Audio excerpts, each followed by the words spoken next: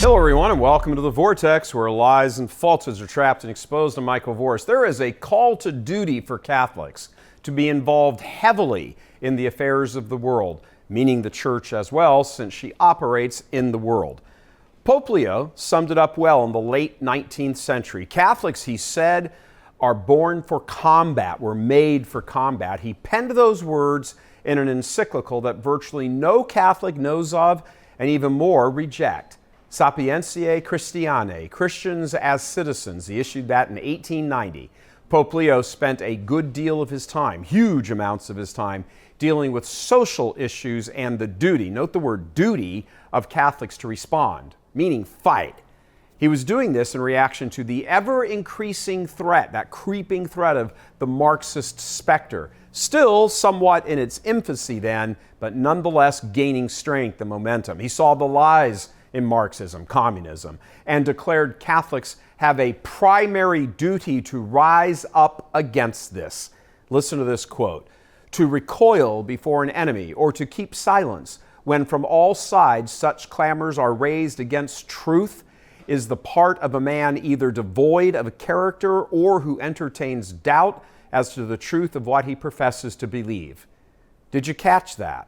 Let's give you one more time here for emphasis. From the Pope: to recoil before an enemy or to keep silence when from all sides such clamors are raised against truth is the part of a man either devoid of character or who entertains doubt as to the truth of what he professes to believe. We're going to boil it down for you. If you're a wimp or you stay silent, you either have no character or no faith, maybe both. What that line paints is a horrifying picture of the number of bishops who will be damned. It is a certainty that there will be many laymen right there with them in eternal torment. When he declared that we are born for combat, it was no accident he used a military reference, Pope Leo, not to promote violence per se, but massive resistance and to be on the offensive. Why can't Catholics get this in their head? You have to push forward. Likewise, this apostle did not by chance or by throw of a dice choose the name Church Militant.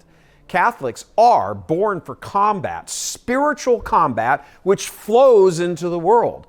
Too few Catholics have a sufficient understanding that their eternal salvation depends on how hard they fight against evil in all its locales, in here and out there. Fighting societal evils as well as in the church is a core component of evangelization. Where the truth is not proclaimed with full vigor, falsehoods and lies rush in to fill the vacuum. That was happening in society that Leo was warning about. It was also happening in the church at the same time, which is why the next pope, Pope St. Pius X, issued his encyclical, Pascendi Dominus Gregis, Feed My Sheep, warning bishops around the world about the great heresy of modernism. Two encyclicals, almost back-to-back from two back-to-back popes, warning about first Marxism and then right on its heels modernism.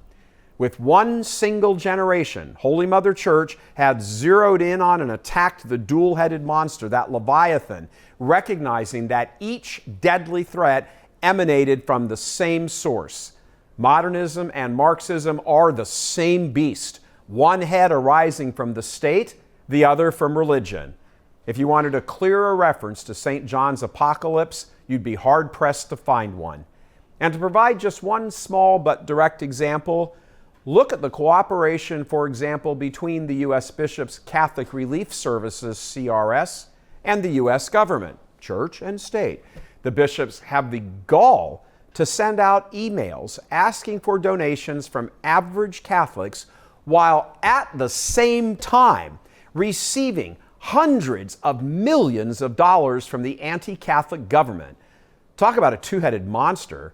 CRS and others of these church charities, like CCHD also, for example, have been proven time and time again to cooperate with contraception, abortion, and sterilization programs in third world countries. Closer to home, they work hand in glove with Democrats to get their targeted voters to keep the machinery well oiled. And why not? They rake in more than half of their annual budget, the bishops, from the uni-party of death establishment.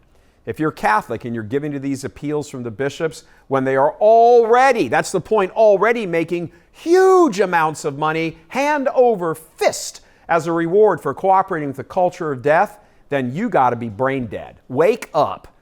As we said, the fight, the combat that Catholics must be engaged in, this is part of evangelization, bringing the truth of the gospel to society, and not just some mealy-mouthed, Jesus loves you, look how cool we are style, but a ferocity to tear down the walls of this evil empire. Combat. Do you not realize that the silence and indifference to all this is not only costing souls their eternal lives, but will cost you yours as well? Father John Hardon, God rest his soul, servant of God, Father John Hardon, said, any Catholic not involved in the work of evangelization might never entertain a serious hope of the beatific vision.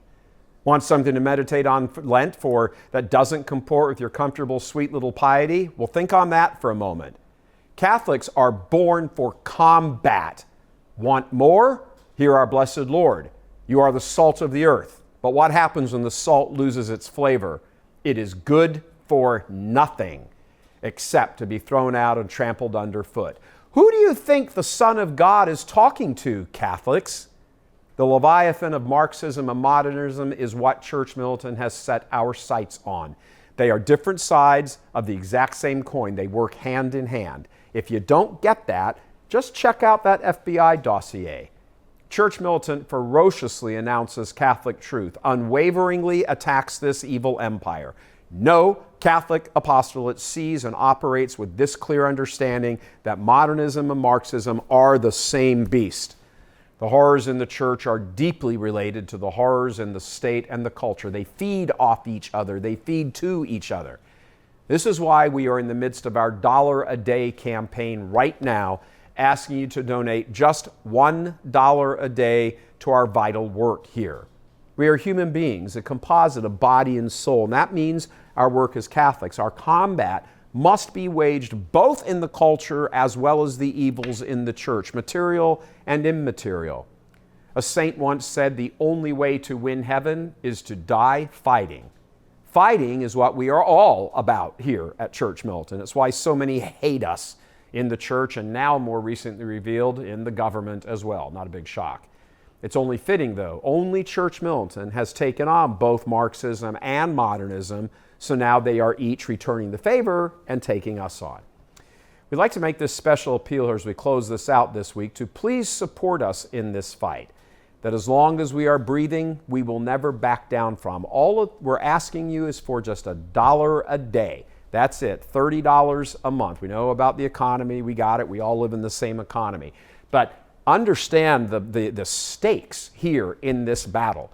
We need your support. We've earned your support. Nobody, not a single apostolate in the entire Catholic world has ginned up this battle against both modernism and Marxism like we have. We have an enormous track record for doing so.